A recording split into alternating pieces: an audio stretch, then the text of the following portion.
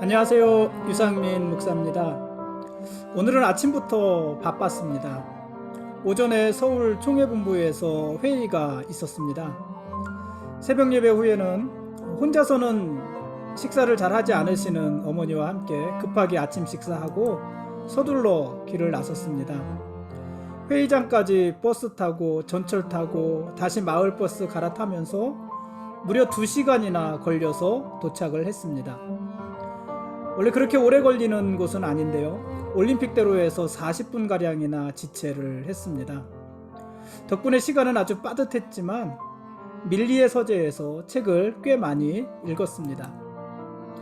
1시간 반가량 회의 마치고 목사님 3분과 함께 식사했습니다. 낯선 목사님도 한 분 계셨는데요. 이야기를 하다 보니까 이 목사님이 참 대단하신 분이더라고요.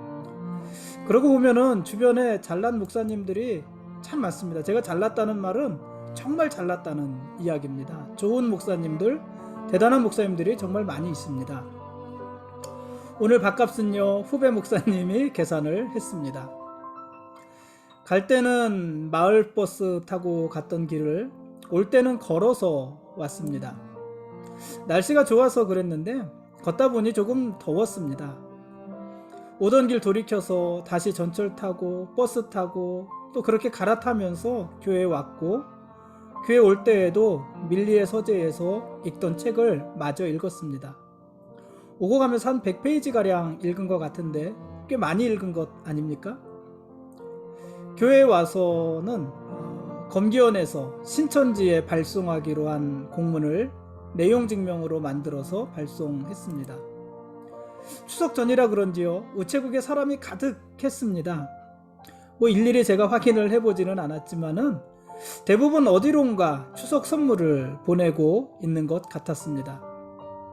올 추석에도 가족들 모임이 제한되니까 아마 택배로 보내는 선물은 더 많을 것이고, 그로 인해서 정말 바쁘고 힘든 시간을 보내야 되는 분들도 많이 있을 것입니다. 더도 말고 덜도 말고 한가위만 같으라는 말이 있지 않습니까? 그 말처럼 이번 추석이 모든 사람들에게 정말 좋은 시간이 되었으면 좋겠습니다. 아무튼 오늘이요, 인천에서 서울까지, 서울에서 또 인천까지 오고 가면서 아주 바쁜 하루를 보냈습니다. 그래서 그런가 지금은요, 뭔가 대단한 일을 많이 한 것처럼 가슴이 뿌듯합니다. 오늘 말씀 보시겠습니다.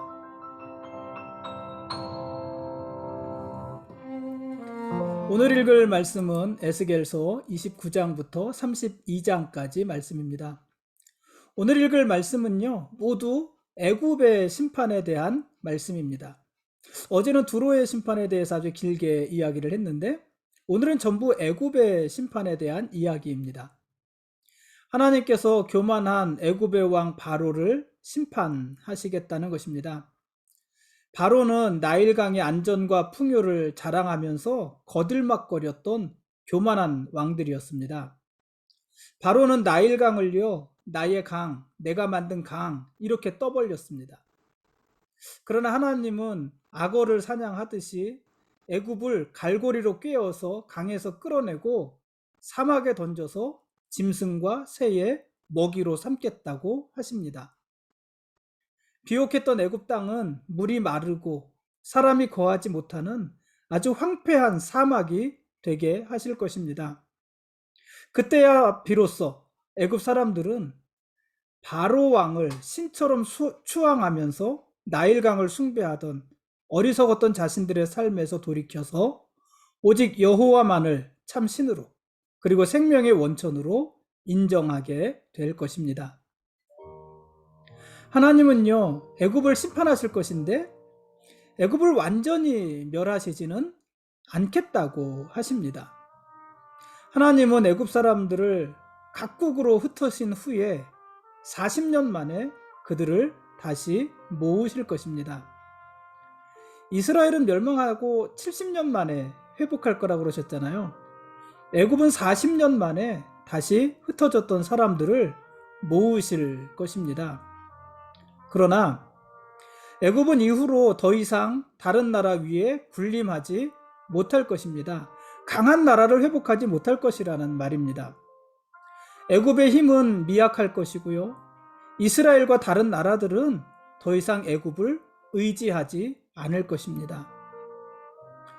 처음부터 애굽은요, 이스라엘이든 다른 어떤 나라도 의지할 만한 대상이 아니었습니다. 특히 이스라엘이 그랬습니다.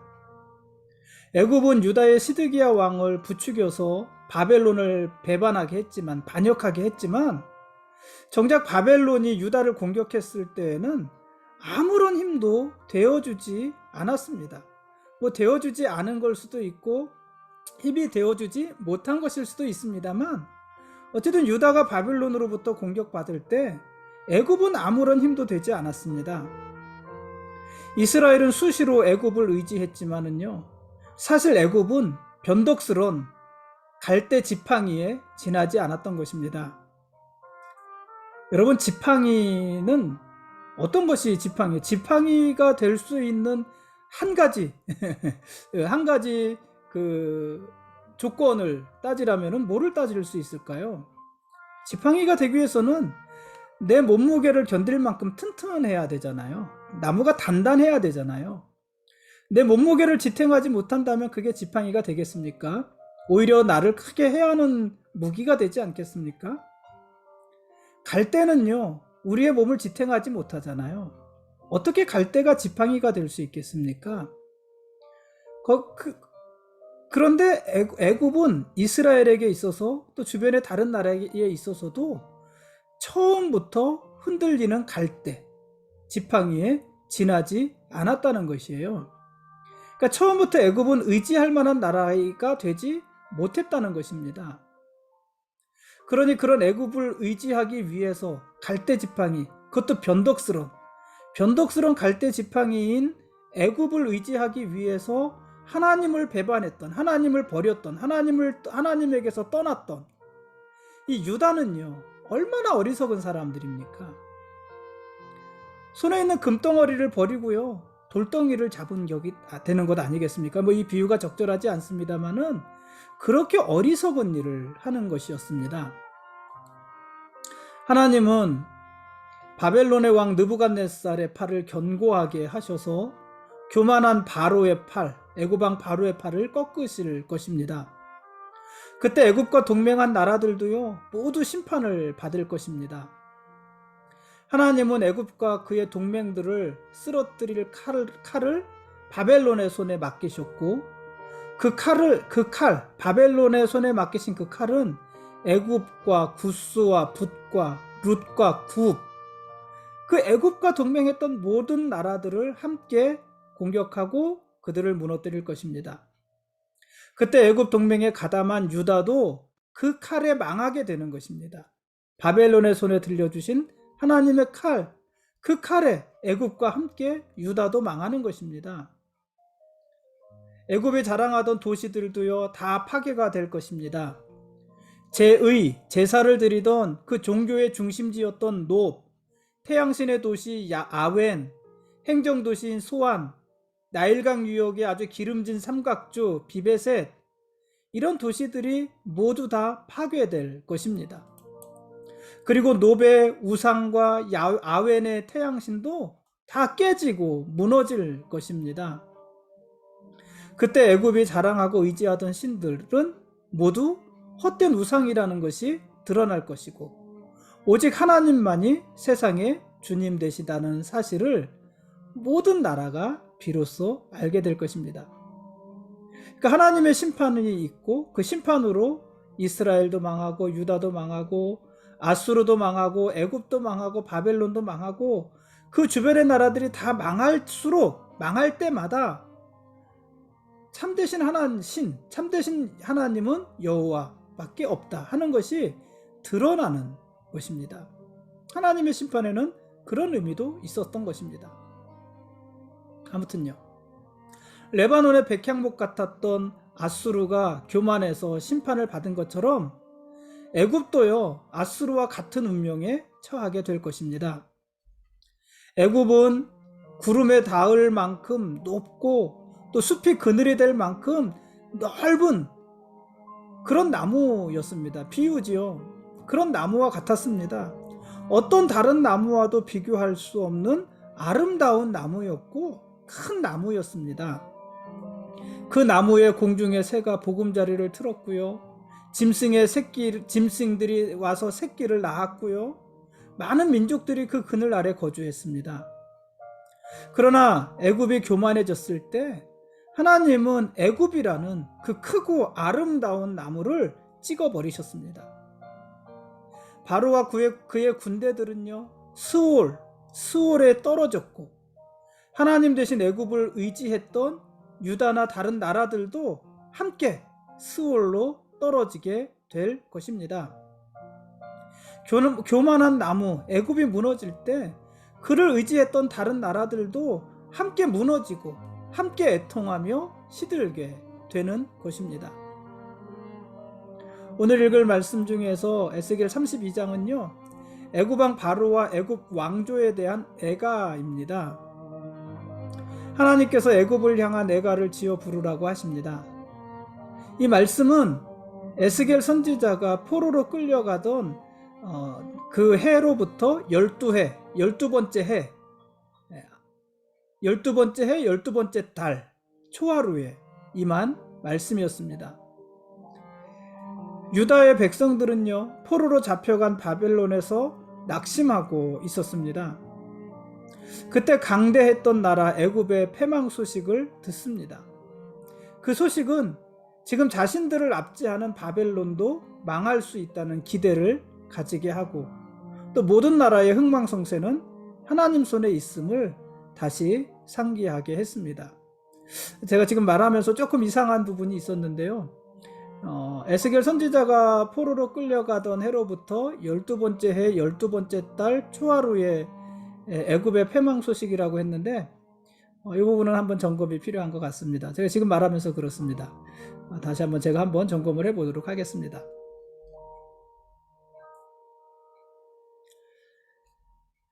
지금까지 에스겔서 29장부터 32장까지 말씀에 대한 길라잡이였습니다. 내일 읽을 말씀은 에스겔서 33장부터 35장까지 말씀입니다.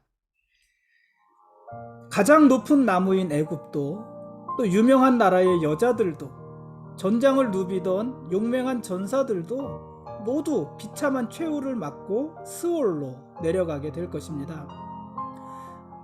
오늘 읽을 말씀에서 스올을 어떻게 설명을 했냐면, 할례받지 않은 자들, 곧 하나님의 언약 밖에 있는 사람들이 갈 곳으로 묘사를 했습니다.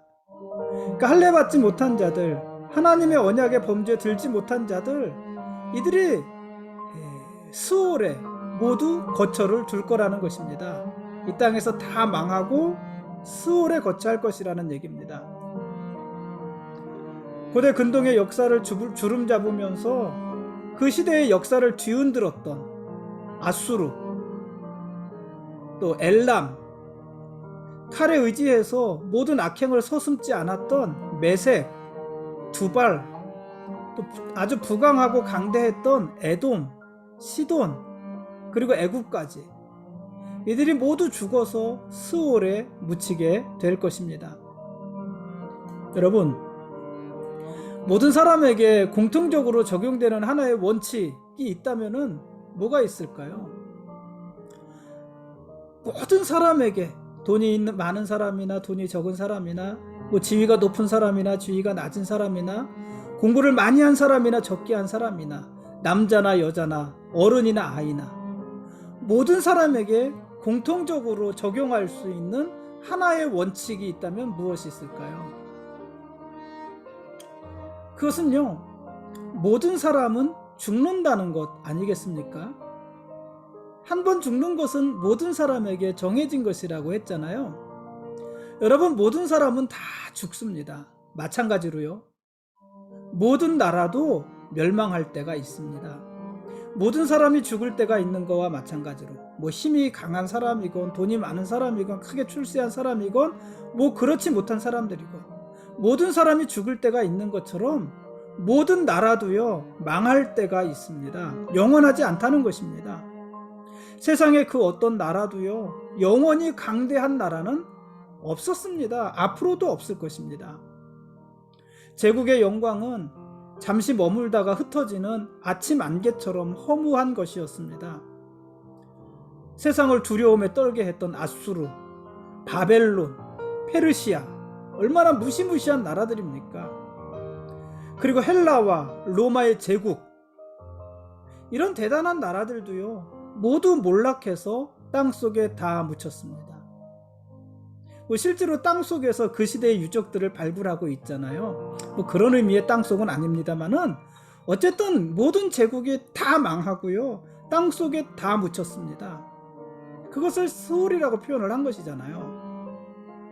세계 재패를 꿈꾸면서 세계를 전쟁의 소용돌이로 몰아넣었던 근현대의 제국주의 국가들, 이런 국가들도요, 더 이상 옛 모습을 지금 찾아볼 수 없지 않습니까?